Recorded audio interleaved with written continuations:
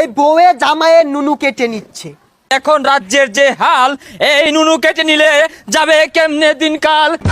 শুনেছি নুনু কেটে হাতে নিয়ে টিকটক ভিডিও বানাচ্ছে। না, এ হতে পারে না। আমার রাজ্যের একজন সাধারণ মানুষের নুনু যদি নিরাপদে না থাকে, তা আমি রাজা চন্ডবালীর নুনু কিন্তু নিরাপদে নাই। ভিডিওটা সবটা দেখে যাবেন, অবশ্যই মজা পাবেন। বাংলাদেশের জুনিয়র সাকিবের যেন লিঙ্গ কেটে দিয়েছে শিখা তার স্ত্রী, তো সেই বিষয় নিয়ে একটা নাটক ভিডিও বানাইছে কিছু ভাই ব্রাদার্স মিলে। তো ভিডিওটা সবাই দেখে যাবেন, অবশ্যই মজা পাবেন। যে ভালো লাগে ভিডিওটা শেয়ার করে আমাকে ফলো করে যাবেন। এই কি ব্যাপার, মহারাজ কি ঘাস কাটবার গেছে নাকি? এলাও আইতাছে নাকি? হুশিয়ার, সাবধান, মহারাজা চন্ডবালী হাজির।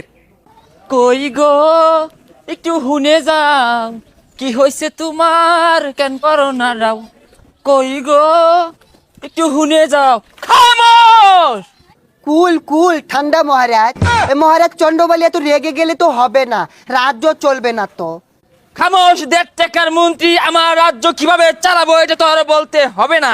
তোর কথা শুনে আমার মুতা ধরে গেল মন্ত্রী। মহারাজ, মুদ্রা আপাতত আটকাই রাখেন, কারণ এই রাজ্যে মুতা নিষেধ। চুপ কর বিয়াদব! আমি রাজা চন্ডবালী মুতে বুড়িয়ে আমার রাজ্যে বন্যা বসিয়ে দেব, তোকে বলতে হবে রাজ্যের খবর কি বল। এ মহারাজ, আর মনে হয় মুতা হবে না। রাজ্যে এমন এক ভাইরাস আইছে যা সবার নুনু কেটে নিচ্ছে। মন্ত্রী, এ কেমন ভাইরাস? আমি তো গলা কাটার কথা শুনেছি, ছাড়া ধরার কথা শুনেছি, এই নুনু কাটা ভাইরাস কোত্থেকে এলো? এর কি কোনো প্রতিকারক নেই? এ মহারাজ, এই ভাইরাসের প্রতিকার তো দেখছি না। এই বউয়ে জামাইয়ের নুনু কেটে নিচ্ছে। কি বলছো মন্ত্রী?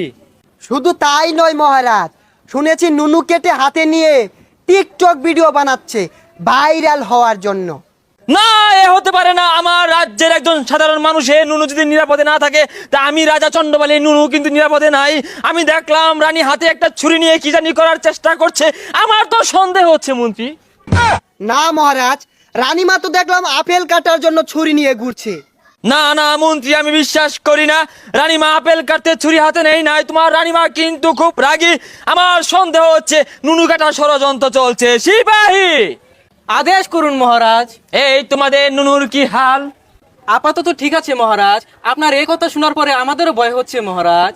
তোমাদের নুনু ভালো থাকলে ভালো। এখন রাজ্যের যে হাল, এই নুনু কেটে নিলে যাবে কেমনে দিনকাল। মন্ত্রী, এর থেকে বাঁচার কি কোনো উপায় নেই? মহারাজ, উপায় একটা আছে। এই বড় দেখে একটা তালা মেরে দিলে কেউ আর নুনু কাটতে পারবে না। তাহলে তাই করো মন্ত্রী। আমার রাজ্যের সকল প্রজাদের জন্য তুমি বাংলা ছোট ছোট তালা এনে মেরে দাও নুনুতে, আর আমার জন্য একটি বড় চাইনা তালা নিয়ে আসো, যেটা 20 থেকে 30 কেজি ওজনের হবে। কেননা আমার রাজ্য থেকে যদি আমার নুনু হারিয়ে যায়, তাহলে সবাই বলবে চন্ডবালী হচ্ছে নুনু কাটা রাজা। এই মহারাজ, এই এত বড় তালা মারলে আপনারটা তো ছিঁড়ে পড়ে যাবে। তাও তো কথা। তাহলে আমি কি করব মন্ত্রী মশাই? আমি সিদ্ধান্ত নিয়েছি, আমি রানীমাকে তালাক দেব। মহারাজ, এ কি বললেন রানীমাকে তালাক দিবেন? রানীমাকে তালাক দিলে তো আপনাকে ইয়েতিম রাজা বলবে। তাও ভালো মন্ত্রী, আমাকে এতিম রাজা বলুক, আমার কোনো দুঃখ নেই। আমি এই দাজ্জাল রানীকে রাখবো না। আমার নুনুটা যে শেষ সম্বল মন্ত্রী। মহারাজ, এটা কেমন করে হয়? সেনাপতির বউ থাকবে, প্রজাদের বউ থাকবে, রাজা মশাইয়ের বউ থাকবে না, এটা তো হয় না। মন্ত্রী, তুমি বুঝতে পারছো না?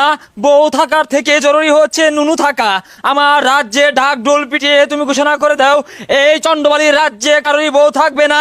আর যার বউ থাকবে, যদি তার নুনু কাটা পড়ে, সেই দায়ীবার কিন্তু আমি নেব না মন্ত্রী।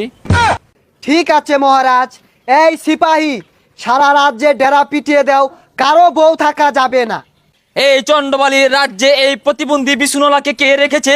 1.5 ঘন্টা ধরে পাক্কুন পারছি, একটু বাতাসও করছে না। এই নুনু কাটার গল্প শুনে আমার শরীর যে ঘেমে গেল। ইচ্ছি মহারাজ। শুনুন শুনুন শুনুন, মহারাজার আদেশ, এই রাজ্যে কারো বউ থাকা চলবে না। আর যদি কারো বউ থাকে, নুনু কাটা পড়লে এর দায়ভার কিন্তু মহারাজা নিতে পারবে না।